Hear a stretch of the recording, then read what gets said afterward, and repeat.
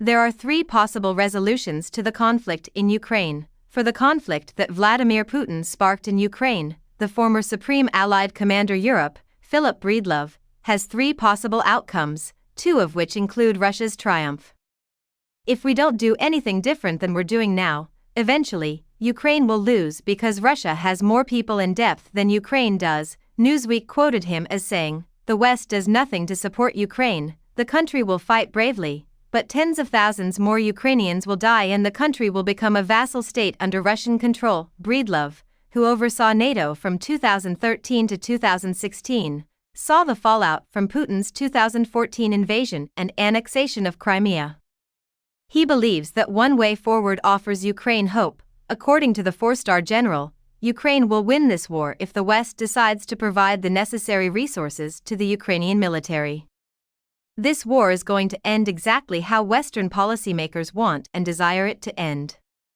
Volodymyr Zelensky's agitated appeal this week that the struggle against Putin is shared by more than just Kyiv was inspired by the necessity for additional Western weaponry. "He will not stop until we eliminate him collectively," stated the president of Ukraine on Thursday. As members of Congress from the United States returned to Washington following the failure of a faction within the Republican Party to pass a security package including $61.4 billion for Ukraine before Christmas, this warning is issued. During that congressional recess, 45 people were killed and a maternity hospital, schools, and apartments were destroyed as a result of a 5-day Russian assault of Ukraine around the new year.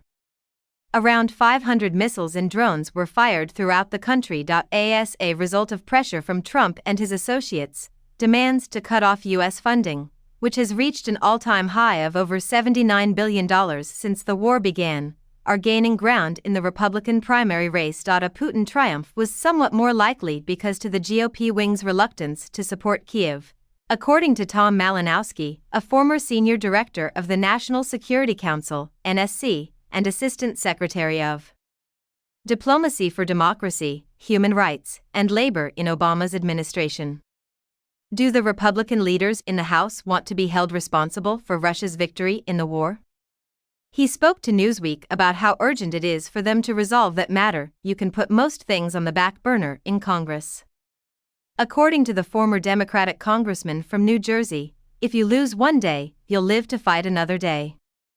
In contrast, Ukraine cannot survive to fight another day. Some senators in the United States are urging Zelensky to join negotiations and give up land as the war approaches its third year on February 24. Nevertheless, a December evaluation by the Institute for the Study of War outlined severe repercussions of halting the war or, worse, an ecstatic Putin, the American battle. If Russia were to defeat Ukraine, its combat-seasoned army, much greater than what it was before the invasion, would be pushed all the way to the Arctic Ocean, from the Black Sea to NATO's frontier.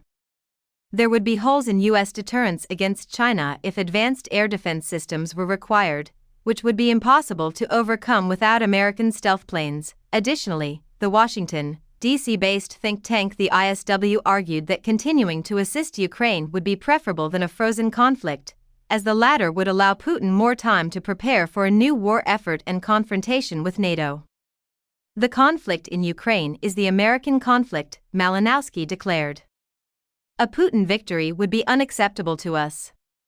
If this aid does not pass, Putin gains confidence, momentum, and influence, and whatever the United States, Ukraine, and our allies decide to do next year to conclude this war favorably will be contingent upon it."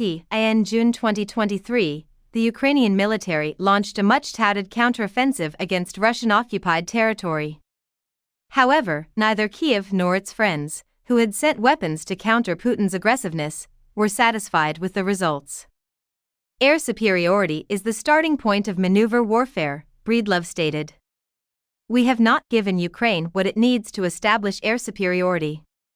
He went on to say that although Ukraine has received some short-range weaponry, the U.S. Army Tactical Missile System, ATACMS, that they were given were outdated models with cluster munition warheads that weren't as effective as the newer versions. "Whatever they need to win, we aren't providing it to them.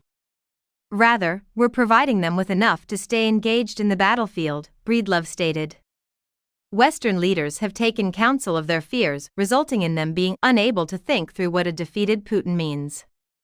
Ukrainian errors: the slow delivery of armored maneuver vehicles hindered Ukraine's counteroffensive, stated Gustav Gressel, a senior policy fellow at the European Council on Foreign Relations, ECFR, speaking to Newsweek. It would have been more effective to supply the U.S. Bradley fighting vehicles and German-made Leopard tanks when the mechanized troops of Ukraine were more solid, he said. Also, too many lives were lost in the battle for Bakhmut in Donetsk Oblast. Ukraine has made its mistakes, he informed them. Ukraine lost a lot of experienced soldiers while being stuck in Bakhmut for much too long. They didn't do enough drills with their assault brigades and maneuver warfare. Their trust was placed in the newly organized brigades. The Second World War taught us that freshly formed units require time to settle in. The better option is often to reinforce brigades or formations that already have experience. The counteroffensive launched by Ukraine was hindered by factors other than the absence of air cover. The West underestimated how quickly Russian electronic warfare would adopt to GPS-controlled precision ammunition and render it less effective, said Gressel. Going to be a rough year for Ukraine, and that worries me a great deal. While Gressel expressed optimism for 2025 due to improvements in weapon supply chains and Ukrainian army training, he acknowledged that the country's ammunition production for even basic artillery and mortar bombs has not been sufficiently enhanced to guarantee Ukraine fire dominance. Strategy during the Cold War: taking Kharkiv and Kherson, pushing Russian forces out of Kiev, and dealing lasting damage to Putin's Black Sea Fleet were all victories for the Ukrainians in 2022.